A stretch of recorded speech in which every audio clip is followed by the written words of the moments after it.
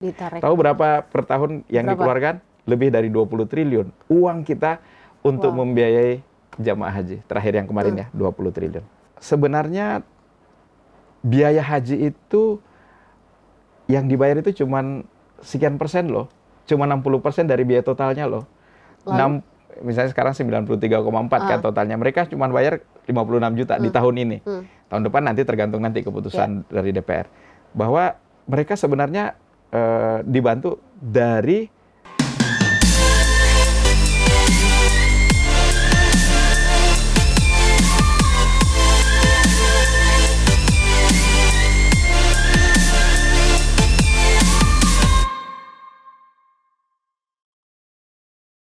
Halo Tribuners semua, selamat datang di podcast Bincang Tribunlombok.com bersama saya Lailatun Niam. Nah, kita berjumpa lagi nih Tribuners, tapi kita akan bergeser nih dari politik. Sekarang kita berbicara berkenalan dengan BPKH, Badan Pengelola Keuangan Haji Republik Indonesia. Dan di sini saya sudah kehadiran narasumber Sekretaris BPKH, Bapak Ahmad Zaki. Nanti kita akan ngobrol-ngobrol lebih dalam dana keuangan haji dikelolanya seperti apa, seberapa banyak uang haji itu dikelola. Ya Pak Zaki ya? Siap. Pak Zaki, terima kasih banyak jauh dari Jakarta berkunjung ke Tribun Lombok, mampir di podcast Tribun Lombok. Terima kasih Mbak Diab, dengan senang hati. Teman-teman ini kami juga lagi memang ingin membangun ya, membangun komunikasi dan memasyarakatkan informasi tentang lembaga kami ini. Karena di lapangan susah juga tuh. Ya. Kadang-kadang ini BPK, Badan Pemeriksa Keuangan. Atau PKH, badannya yang mengelola PKH gitu. Jadi karena belum banyak belum memasyarakat lah nama PKH. Dan masyarakat dan teman-teman Tribuner semua juga pasti belum begitu mengenal. Nanti kita kenalan apa itu BPKH. Ya. Gimana tuh Pak Zaki? BPKH ini Badan Pengelola Keuangan Haji. Jadi dari namanya sudah pasti Mbak Niam dia ngelola keuangan haji. Nah kadang-kadang memang kita di BPKH ini dianggap sebagai lembaga yang mengelola haji. Karena di Indonesia ini ada dua lembaga yang mengelola haji. Pertama itu Kementerian Agama melalui Direktorat Jenderal Penyelenggaraan Haji Umrah, dan satu adalah BPKH, Badan Pengelola Keuangan Haji. Sebelum tahun 2017 lembaga ini pengelolaan keuangan itu semuanya di handle atau dipusatkan di Kementerian Agama di bawah Direktorat Jenderal Penyelenggaraan Haji dan Umrah. Tapi sejak tahun periodenya Pak SBY 2014 itu sudah diterbitkan undang-undang yang memisahkan dana haji dari Kementerian Agama dan dikelola oleh badan tersendiri namanya BPKH. Jadi dana-dana itu dikelola langsung oleh BPKH. Administrasinya itu bagian Kemenaknya. Iya. Kemenak menghandle regulasi, pengaturan segala macam, juga penyelenggaraan haji. Jadi mulai dari bagaimana mengirimkan jamaah, negosiasi dengan pemerintah Saudi, berapa kira-kira yang boleh berangkat tahun ini, negosiasi dengan pihak hotel di Arafah dan seterusnya. Kita khusus untuk mengelola masalah uang ada di BPKH. Duitnya. Nah, duit yang kelola di BPKH itu ada dua sebenarnya. Yang pertama itu adalah dana haji. Nah, ini adalah dana setoran dari jamaah. Ini mungkin Mbak Niam, saya nggak tahu familiar kalau kuota untuk haji itu 1 per mile, jadi 1 per 1000 di setiap negara. Jadi kalau kalau kita Indonesia kan haji itu one of the biggest saya nggak mau bilang tourism juga nggak enak ya, tapi salah satu ibadah yang terbesar betul. Di suatu waktu, di suatu tempat di dunia ini. Di satu tempat di Arafah itu berkumpul lebih dari 2,5 juta orang, sehingga orang dan di suatu masa. Kalau di tempat lain orang mungkin bisa visit kapan-kapan saja sepanjang tahun, atau tidak harus di satu titik, ini berkumpul di satu titik. Nah, sehingga dibuat regulasi bahwa yang mau berangkat ke sana itu dibatasi jumlahnya, karena ada kapasitas kan Arafahnya, Musdalifah dan segala macam. Nah, sebelumnya penentuan haji itu orang bisa daftar langsung berangkat tahun-tahun sebelumnya. Tapi begitu kita yang daftar, mungkin ekonomi kita membaik, orang kelas menengahnya banyak, kesadarannya untuk berhaji juga meningkat, maka ini terkendala gitu. Sekarang jumlahnya sekitar 5,3 juta itu, 5,3 juta yang antri. Sementara dalam 1 tahun, kemarin terakhir cuma sekitar 240-an ribu, 240 ribu. Artinya yang lain itu harus nunggu. Kalau kita rata-ratakan mungkin 25 tahun lah harus nunggunya. Kalau di Lombok saya dengar-dengar 37 tahun. Jadi Anda daftar sekarang, berangkat 37 tahun. Nah ini bedanya dengan yang sebelumnya. Nah itu duit yang register itu mereka daftar 5,2 juta, itu yang kita kelola. Itu disebut dana haji. Ada lagi satu dana yang disebut dengan dana abadi umat. Ini sebenarnya dana yang hasil efisiensi atau sisa ya. Kalau dulu mereka berangkat haji langsung daftar, langsung berangkat. Kemudian pemerintah ternyata ada lebih nih. Kumpul-kumpulin lumayan, ada 3,8 triliun. 3,8 triliun itu juga diserahkan ke BPK, kita putar di beberapa instrumen. Kemudian hasilnya kita pakai untuk beberapa program kemaslahatan umat, semacam CSR lah. Itulah kurang lebih yang dikelola oleh BPK. Dana abadi umat. Dana abadi umat. Ini kan dananya dari masyarakat. Betul. Itu kalau di pemahaman saya dana masyarakat itu bukan bagian dari uang negara. Bukan. Dan itu dikelola. Dan dikelolanya itu seperti apa? Ya, kita itu kan ngantrinya panjang tuh pasti pengelolanya. Ngantri panjang, betul. Kalau Mbak Niam daftar haji, sekarang regulasinya kan punya uang 25 juta daftar gitu. Itu nggak bisa langsung berangkat seperti tahun-tahun sebelumnya. Jadi kalau di Lombok tadi saya dengar dari Pak Kepala Pak Kasih Haji ya, provinsi katanya antriannya sampai 37 tahun. Jadi daftar sekarang hitung 37 tahun baru bisa berangkat. Nah, begitu daftar bayar 25 juta itu langsung masuk ke rekening kita, ke BPKH. Nah, setiap tahun uang inilah yang kita putar, ada dua, kita bagi dua ya. Kalau menurut undang-undang itu ada di penempatan atau di perbankan, mungkin ya kita tahu di penempatan itu maksimal 30%, selebihnya di instrumen investasi. Investasi bisa sukuk, investasi langsung, investasi lainnya dan segala macam. Tugas kita mutar duitnya. Mutar duitnya, begitu nanti pemerintah dan DPR memutuskan sekarang kuota sekian ratus ribu, biaya hajinya sekian, baru dananya kita siapkan. Tahu berapa per tahun yang dikeluarkan? Lebih dari 20 triliun. Uang kita untuk membiayai jamaah haji. Terakhir yang kemarin ya, 20 triliun.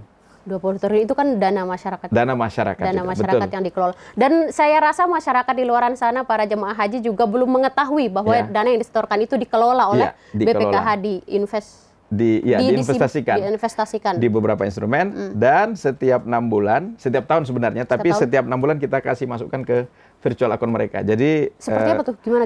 Ada virtual account. Jadi begitu Mbak Niam daftar, ini saya sekaligus kampanye nih.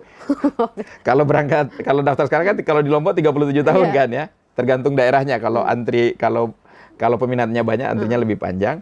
Begitu itu daftar, misalnya store 25 juta, nanti setiap tahun berdasarkan hasil investasi itu, setiap tahun akan kita masukkan dana hasil perputaran dana itu yang dikelola oleh BPK itu ke masing-masing akun. Tapi nggak boleh diambilnya itu nanti pada saat haji. Jadi terakumulasi. Jadi mungkin nanti meskipun kita 25 juta, mungkin tidak 25 juta lagi nanti pada saat mau berangkat. Gitu. Kalau sampai sekarang dana yang dikelola di BPK berapa? Total, ini kan yang dikelola seluruh Indonesia? Iya, seluruh Indonesia. Lebih dari triliun? Dengan 5,2, hampir 5,3 juta sekarang. Itu yang calon jamaah haji, itu dana kelola mencapai hampir 169 triliun. 169 ya, insya Allah di akhir tahun ini, mudah-mudahan kita capai bisa sampai di atas 170 triliun. Itu dengan catatan tahun ini juga kan kita keluarin untuk biaya haji tahun ini kan, itu sudah dikeluarin juga 20 sekian triliun. Beberapa waktu lalu kan sempat COVID juga tuh. Ya. Itu tidak.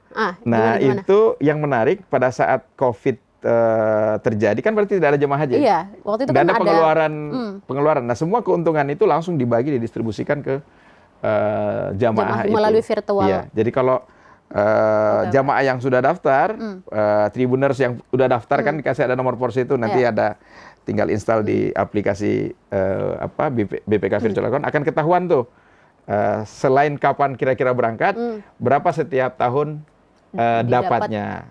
Nah, kalau dilihat pada saat COVID itu, pendapatan pada saat COVID itu mungkin lebih banyak karena duitnya nggak keluar kan, nggak dipakai untuk melaksanakan haji gitu, Mbak Niam. Ini terkait dengan pengelolaan, ini kan terkait dengan pengelolaan uang yang cukup banyak. Tentunya kan pengelolaan di sana ada supaya masyarakat trust, percaya. Itu kan pasti ada transparansi dan pengelolaan yang memberikan kepercayaan lah pada masyarakat. Itu gimana dari BPKH? Ya tentu untuk itu ini bisnis kepercayaan kan ya. Industri keuangan sangat rentan gitu. Jadi memang itu kita jaga betul mulai dari proses seleksi, eksekutif di BPKH juga banyak dari berbagai macam tapi ini diawasi latar belakang background, banyak dari bankers, eksekutif di rata-rata di industri keuangan.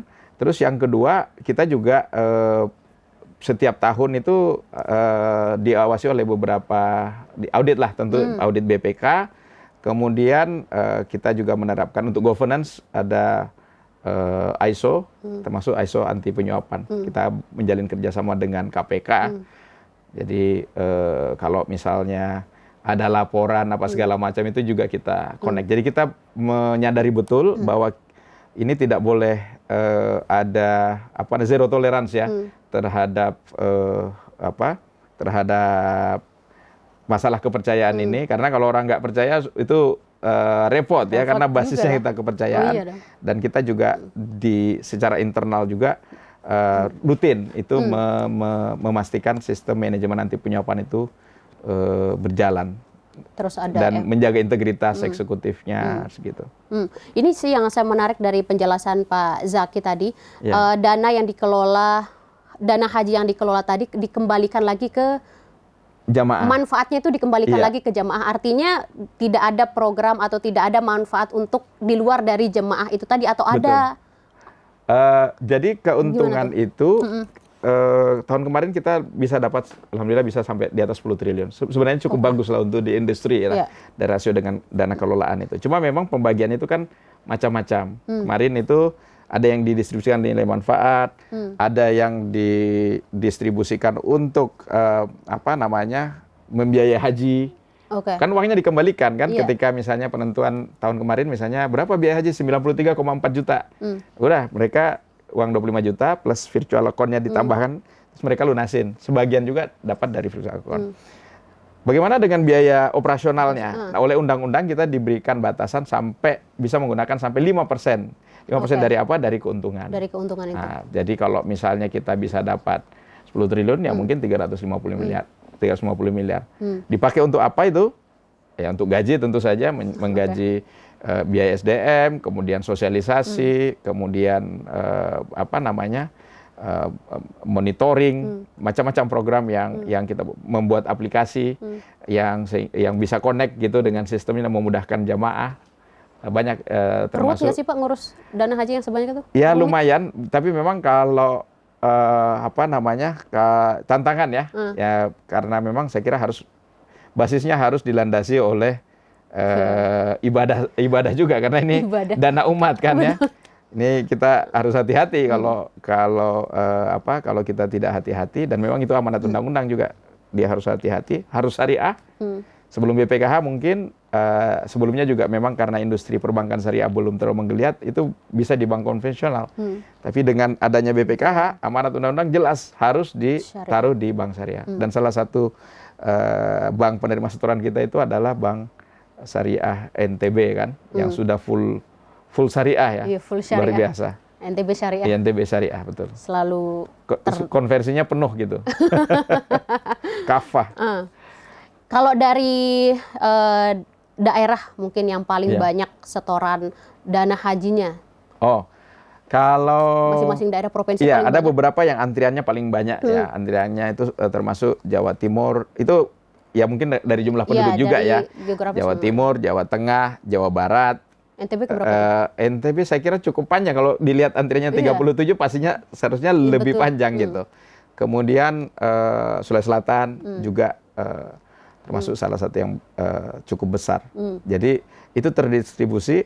Nah, sekali lagi kalau pembagian jatah dan lamanya antrian itu sekali lagi itu diatur sudah melalui mekanisme sistem sebenarnya di antrian Siskohat yang dikelola oleh Kementerian Agama. Jadi begitu Anda daftar, langsung dikalkulasi berapa sudah daftar, berapa jatahnya, berapa kemudian dari itu bisa diprediksi kira-kira akan berangkat di tahun kapan. Ini terkait dengan masih dengan dana haji. Tadi dibagi menjadi dua, ada dana haji sama dana abadi umat. Ya. Kemungkinan ke depan selain dari pemanfaatan untuk jemaah itu sendiri mungkin akan dikembangkan ke dalam misalnya dalam masyarakatan yang lain. Jadi kalau dana haji dana haji itu memang kita putar ya di investasi, termasuk salah satunya itu dengan membuat perusahaan anak perusahaan di Saudi. Namanya BPKH Limited. Ini juga menurut saya salah satu breakthrough ya. Karena saya kira yang pertama ya, institusi perusahaan yang dimiliki 100% oleh orang asing. Sebelumnya biasanya Saudi juga melakukan transformasi, minimal harus ada partner lokal atau menikah dengan orang lokal gitu. Nah, ini breakthrough dan alhamdulillah sudah terbangun, dan dari BPKH Limited ini kemarin sudah dijajaki mungkin yang terkait dengan yang sudah dilakukan itu impor bumbu, pemanfaatan lahan hotel. Kalau kita sewa di sana kan bukan sewa kamar, Pak, Mbak Niam. Kita langsung sewa satu hotel secara keseluruhan. Nah, sementara lobby-lobbynya ada beberapa space dimanfaatkan. Nah, itu yang dilakukan. Nah, harapan kami insya Allah di masa yang akan datang itu kita akan mulai masuk ke yang terkait dengan ekosistem haji. Misalnya barang-barang dan segala macam. Bayangkan satu kali musim haji itu lebih 20, sekian triliun itu capital outflow itu dikirim ke Saudi. Nah, kami sih berharap misalnya kayak catering, kemudian catering atau makanan gitu ya, atau beberapa oleh-oleh itu kalau bisa kita bisa kerjasamakan dan memberikan kesempatan pelaku UMKM di sini, jadi uangnya nggak kemana-mana. Itu juga saya kira salah satu target kita. So far kita juga sudah menjalin kerjasama dengan hotel di Mekah, di Madinah untuk ekosistem haji dan umrah. Jadi kita tentu harapannya misalnya kalau selama ini kita sewanya per musim haji, sekarang dengan adanya BPKH Limited ini, misalnya kita bisa berharap mungkin dengan langsung kontrak 10 tahun atau bahkan membangun hotel. Bisa demikian itu pemanfaatannya. Jadi atau investasi misalnya di toko restoran, buat restoran itu kemarin sudah dijajakin. Ini sekarang kita lagi masih terus memperbaiki sehingga beberapa bisnis opportunities yang ada di ekosistem haji itu kita bisa menjadi pemain yang cukup kuat gitu dan memberikan manfaat untuk jamaah haji juga kembali. Oke, terakhir Pak Zaki, ini pertanyaan terakhir, kan tadinya safari kemana-mana untuk memperkenalkan, memasyarakatkan BPKH. Tujuannya apa?